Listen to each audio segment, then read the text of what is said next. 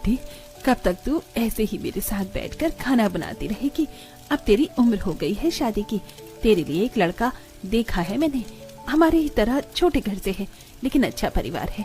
तू बोल तो मैं तेरी शादी की बात आगे बढ़ाऊं? माँ, अगर आपको लड़का पसंद है तो मुझे भी पसंद है। आपकी खुशी में ही मेरी खुशी है। अपनी बेटी की हाँ सुनकर ममता अपने ही तरह एक साधारण परिवार में अपनी बेटी प्रीति की शादी करवा देती है। शादी करके प्रीति का गृह प्रवेश होता है और प्रीति अपने सास ससुर का आशीर्वाद लेती है। सदा सुहागन रहे मेरी बहू, पुत्रवती रहे, जुग जुग जिए। आइए भाभी, इस मिट्टी के एक कमरे के ससुराल में आपका स्वागत है। गृह प्रवेश करके प्रीति घर के अंदर आती है, जहाँ वो देखती है कि एक कमरे में ही पूरा परिवार बसा हुआ है। भाभी, ये जो एक कोने में पर्दा लगा हुआ है, इधर आप भैया के साथ आराम कर लीजिए, फिर कल सुबह आपकी पहली रसोई है। कोमल की बात सुनकर प्रीति उस पर्दे से ढके हुए उस कोने में जाती है। कुछ देर बाद ऋषभ भी वहां पर आता है। अरे, तुम अब तक बैठी हुई हो? ऋषभ जी, जी वो हम सब यही आसपास ही हैं। माँ भी बगल में ही है, बस पर्दा लगा हुआ है। अरे तुम माँ की चिंता मत करो, माँ तो अब तक सो भी चुकी होंगी। चलो तुम भी आराम कर लो, तुम बहुत थक चुकी हो। प्रीति खुद भी एक गरीब परिवार से ही थी, इसलिए वो बिना किसी ऑब्जेक्शन के उस एक कमरे के ससुराल में सास नंद के बीच में पर्दा लगाकर ही सो जाती है। अगले दिन सुबह, मामी आप तैयार हो गई? चलिए आपकी पहली रसोई की रस्म करवानी है। ज्योति और कोमल प्रीति को आंगन में लेकर आती है। भाभी, आप इस पटिये पर बैठ जाओ और इस चूल्हे पर ही आपको अपनी पहली रसोई करनी है। हम लोग अंदर खाने का इंतजार कर रहे हैं। इतना कहकर कोमल और ज्योति कमरे के अंदर आ जाती है। हे भगवान, ये जमीन तो दलदली है। अगर थोड़ी देर में और यहाँ रही तो इस दलदली आंगन में ही दफन हो जाऊंगी। अरे कोई है? सुनो, बचाओ, कोई मुझे इस दलदली आंगन से बाहर निकालो। माँ, ये आवाज तो आंगन में से आ रही है। प्रीति की आवाज सुनकर कोमल, ज्योति और उसकी सास गायत्री दलदली आंगन में आते हैं। अरे क्या हुआ बहू, तू ठीक तो है ना?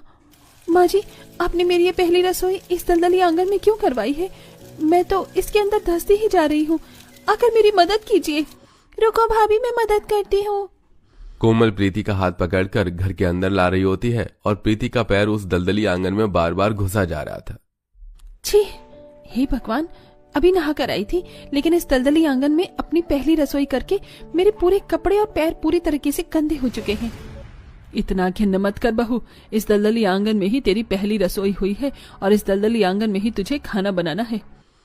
क्या माँ जी, इस दलदली आंगन में मुझे खाना बनाना है? माँ जी, इस तरीके से तो मैं एक दिन इस दलदली आंगन में ही धंसकर मर जाऊंगी। लेकिन माँ जी, मुझसे इस दलदली आंगन में खाना नहीं बन पाएगा। तो बनाना सीख लो भाभी, क्योंकि हमारा एक कमरे का ससुराल है, जिस वजह से खाना पीना हमारा आंगन में ही बनता है। और यहाँ की जमीन पुरानी होने की वजह से और कभी कभी बारिश हो जाने की वजह से आंगन की जमीन दलदली हो गई है। उस दिन तो गायत्री उसे कुछ नहीं कहती और घर के अंदर ले आती है और गायत्री खुद वहाँ दलदली आंगन में बैठकर सबके लिए खाना बनाने लगती है। सोचा था बहू के हाथ की पहली रसोई का खाना खाऊंगी, लेकिन यहाँ तो मुझे खुद बनाना पड़ रहा है और बहू तो कपड़े गंदे करके बैठ गई। कुछ देर बाद गायत्री सबके लिए खाना लेकर आती है। सभी लोग बैठकर खाने को खा रहे होते हैं। ये देख बहू, मैंने भी तो बनाया है उस दलदली आंगन में खाना, तू खामखा ही डर रही थी। देख बहू, आज तो मैंने बना दिया, लेकिन कल से तू ही बनाएगी। ऐसे ही कुछ समय बीतता है। सुबह से शाम और शाम से रात हो गई। तभी गायत्री कहती है, जा बहू, रात का खाना बना ले, ऋषभ भी आता ही होगा काम से। जी जी जी जी माँ जी, जाती हूँ। चल प्रीति, जान की बाजी लगाने, क्योंकि अब इस दलदली आंगन में तो खाना बनाना ही पड़ेगा। प्रीति कमरे से बाहर निकलकर दलदली आंगन में आती है। दलदली आंगन में चलने से प्रीति के पैर तो पूरे गंदे हो जाते हैं। वो जाकर पटिये पर धोती है और चूल्हा जलाकर खाना बनाना शुरू करती है। इस दलदली आंगन में बैठकर तो मैंने बहुत मुश्किल से खाना बनाया है। अब फटाफट से खाने को कमरे में लेकर जाती हूँ। प्रीति दलदली जमीन पर चलते हुए खाने को लेकर कमरे में आ रही होती है कि तभी उसका एक पैर मुड़ता है और सारा खाना दलदली मिट्टी के ऊपर गिर जाता है और वो चिल्लाती हुई कहती है, माँ, ऋषभ जी बाहर आइए। प्रीति की आवाज सुनकर सब कमरे से बाहर आंगन में आते हैं, जहां वो देखते हैं कि प्रीति दलदली आंगन में गिरी हुई है और सारा खाना भी आंगन में फैला हुआ है। प्रीति प्रीति प्रीति, तुम ठीक तो हो ना? अरे तुम गिर कैसे गई? हे भगवान, इस बहू ने तो इतनी महंगाई में सारा खाना इस दलदली जमीन पर गिरा दिया। एक खाना भी ढंग से नहीं बना सकती। सभी लोग प्रीति को कमरे में लेकर आते हैं। ऐसे ही कुछ वक्त बीतता है।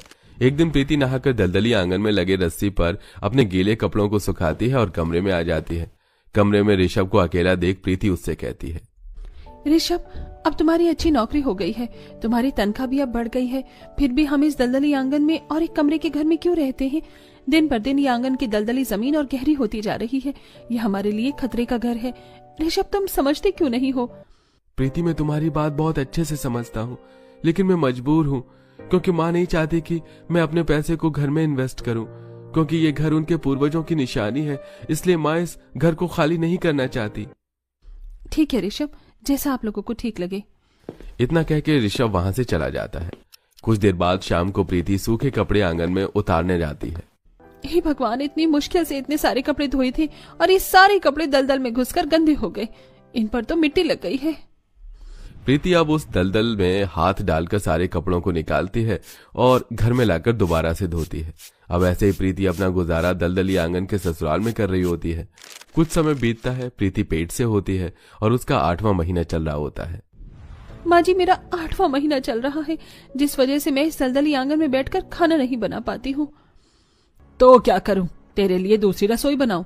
चुपचाप करके इसमें खाना बना। सब तेरे बहाने हैं। पैसा बर्बाद करना जानती है बस तू। मेरे पास इतना पैसा नहीं है कि तेरे लिए एक रसोई बनाऊं।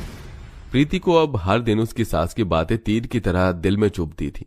ऐसे ही कुछ समय गुजरे और प्रीति ने एक सुंदर से बेटे को जन्म दिया। कुछ दिन बाद, काजल, ज्योति, तुम दोनों बाबू का ध्यान रखो, मैं जाकर खाना बना लेती हूँ।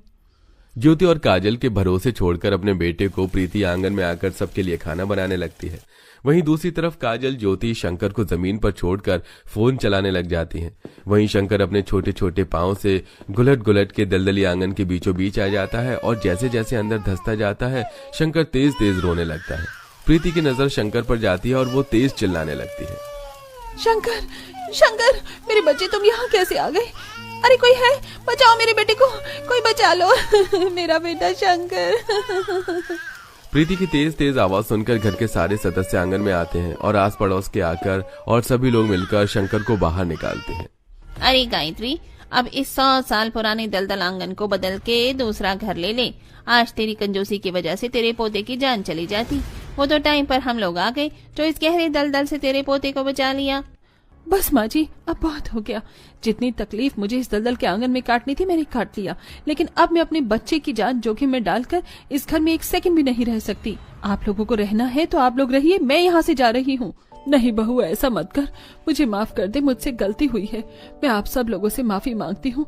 मैं अपनी कंजूसी में अंधी हो गई थी, जो मुझे मेरी बहू की मजबूरियां कभी दिखी ही नहीं। इस हादसे के बाद गायत्री को अपनी गलती का एहसास होता है। वहीं दूसरी तरफ ऋषभ अपने पूरे परिवार के लिए एक दूसरा घर ले लेता है, जिसमें